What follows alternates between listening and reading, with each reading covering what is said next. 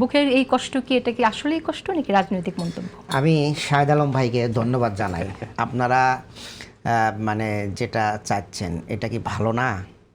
যে জামাত যে মানে আপনাদের কেন কষ্ট হচ্ছে যে জামাত কেন শেখ হাসিনার মতো বলতেছে না যে একদিনের জন্য শান্তি থাকতে দেব না? মনে আছে 2001 সালে শেখ হাসিনা বিরোধী দলে আসার পরে তারা আমাদের চেয়ে কম সিট পাইছিল, তারা 62টা পাইছিল, আমরা পাইছি 77টা।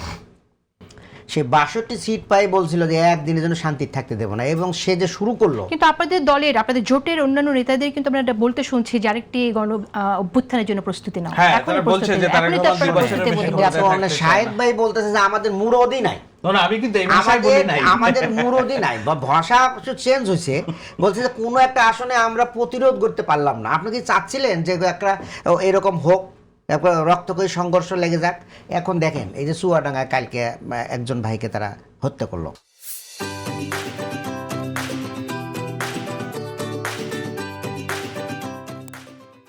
সেখানে আমি ওখানে আমাদের যে জেলা আমির উনি এমপি হয়েছেন, ও আমার খুব স্নেহের, আবার আমার ওই অ্যাডভোকেট, তো আমার সাথে তার খুব ভালো সম্পর্ক। আমি ছাত্র জীবন থেকেই খুব স্নেহ করতাম। জিজ্ঞাসা করা কি হয়েছিল, তো সে বলল দেখেন ওখানে নির্বাচনের পরপরই একটা ঘটনা ঘটছিল 8-10 দিন আগে। ঘটনা ঘটার পরে সেখানে জামাত বিএনপি সবাই মিলে বসে মীমাংসা করে দিয়েছে, এবং যে বিএনপির যে হামলা করেছিল তাকে আইন মানে দেওয়া হয় এবং সে জেলখানায় যায়, পরবর্তী জামিন হয়েছে কিনা জানি না।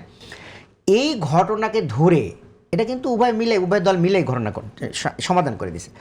এরপরে কালকে তারা একটা বাজারে এসে হামলা করেছে। হামলা করলে তখন আমাদের যারা তাৎক্ষণিক নেতৃবৃন্দ ছিল তারা চিন্তা করছে যে কি করা যায়।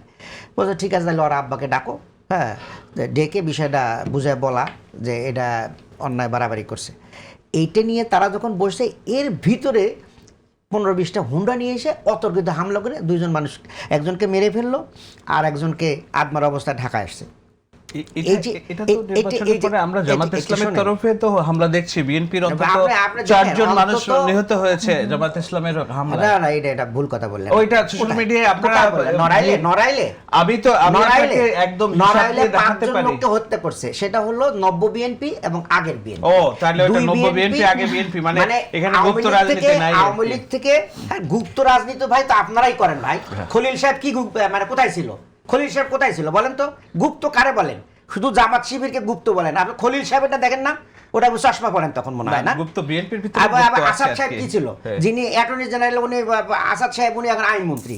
আবার স্বরাষ্ট্রমন্ত্রী যিনি ছিলেন, স্বরাষ্ট্র সচিব যিনি ছিলেন, আপনি যার কথা আইনমন্ত্রী অ্যাডভোকেট আসাদ বহু আগে থেকেই উনি বিএনপি রাজনীতির সাথে সম্পৃক্ত। সরকার গঠনের আগেই এসে উনি মানে অ্যাটর্নি জেনারেল হয়ে গেছিলেন। অ্যাটর্নি জেনারেল বিএনপি থেকে হতে পারে না? অ্যাটর্নি জেনারেল তো ভাই ইউনূস সাহেবের অ্যাটর্নি জেনারেল, ইন্টারিমের অ্যাটর্নি জেনারেল, পরবর্তীতে আইনমন্ত্রী হয়ে গেল বিএনপি। তাহলে ইন্টারিমের আপনার ট্রাইব্যুনাল, আইসিটি ট্রাইব্যুনালের চিফ যদি দলের হতে পারে তাহলে বিএনপির হলে সমস্যা কোথায়? আইসিটি যে ওনাকে তো আউট করে দিয়েছেন।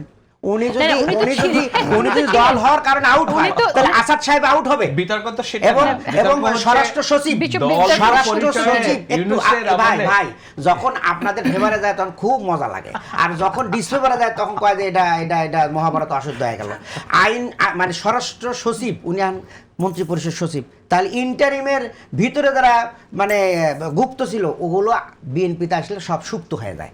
আর যখন খালি চোখে দেখেন যে জামাত ইসলাম গুপ্ত, একটা প্রমাণ করতে পারেন না যে ফরহাদ গুপ্ত, সুপ্রিম কোর্ট বললো যে এটা গুপ্ত না, তাহলে কি হলো? কিন্তু আরো অনেকে তো আছে, আমি ধরেন কোর্টের ব্যাপারে আমি গেলাম না, কিন্তু অনেকে তো আছে তারা ভিন্ন কারণ দেখায় যে কি কারণে তারা রাজনীতি করেছে, এটা তো আপনি অস্বীকার করতে পারবেন না। এইভাবে ওনারা যে বলতেছে যে আমরা এখন মারামারি শুরু করি, এই চুয়াডাঙ্গায় যদি কালকে যদি ওই আমাদের লোকজন সবাই সম্মিলিতভাবে হামলা করতো তাহলে হত্যাকাণ্ডের শিকার কিন্তু বিএনপি হতো। কিন্তু ওনারা যখন আইনানুগ ব্যবস্থা নিয়ে পরিবারের সাথে আলোচনা করতে উদ্যোগ নিচ্ছেন, এই সময় এসে আমাদের 2 জন লোক, একজন তো মারা গেছে আর একজন মারা যাওয়ার মতো অবস্থান। এরপরে নড়াইলে 5 জন লোক মারা গেল।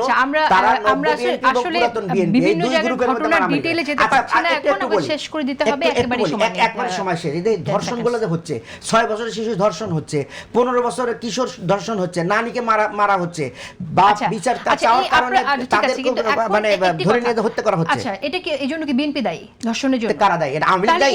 ইন্টারভিউর সময় যে হলো তখন এগুলো কি ইন্টারভিউর সময় হয়েছে, ইন্টারভিউ তাৎক্ষণিক ব্যবস্থা নিয়েছে এবং আসিয়ার বিচার করে দিয়ে দেখাই দিছে।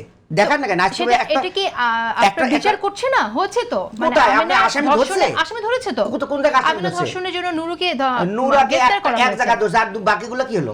বাকিগুলো কিছুই তো হয় না। এবং শোনেন, এইভাবে যদি আপনারা অন্ধভাবে সাপোর্ট দিয়ে যান, আমরা চাই যে সরকার সবকিছু উদ্যোগ নেয়, ভালোভাবে এটা মেইনটেইন করুক।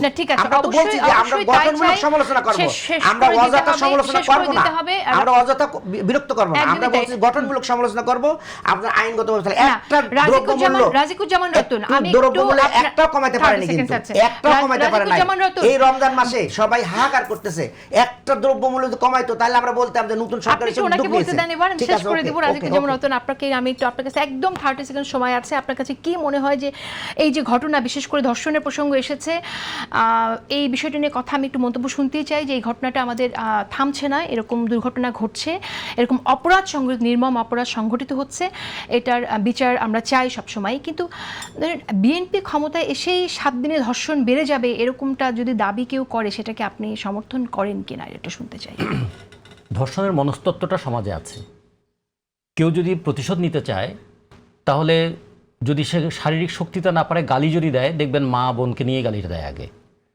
তারপরে যদি সুযোগ পায়, তাহলে প্রতিপক্ষের নারীদের উপর আক্রমণ করতে চায়। এটা যুদ্ধে বলি অথবা নির্বাচনে বলি, সব ক্ষেত্রে এটা হয়েছে। এটা বন্ধ করা দরকার। এটা বন্ধ করার দুটো দিক আছে, একটা হলো মনস্তাত্ত্বিক লড়াইটা করতে হবে, দ্বিতীয়ত হচ্ছে আইন। 97% ক্ষেত্রে অপরাধীরা বিচার পায়নি। ফলে এই ক্ষেত্রে আমরা যেটা মনে করি, একদিকে সামাজিক সচেতনতা গড়ে তুলতে হবে, আর একদিকে আইনি কঠোরতাটাও এখানে প্রয়োগ করতে হবে।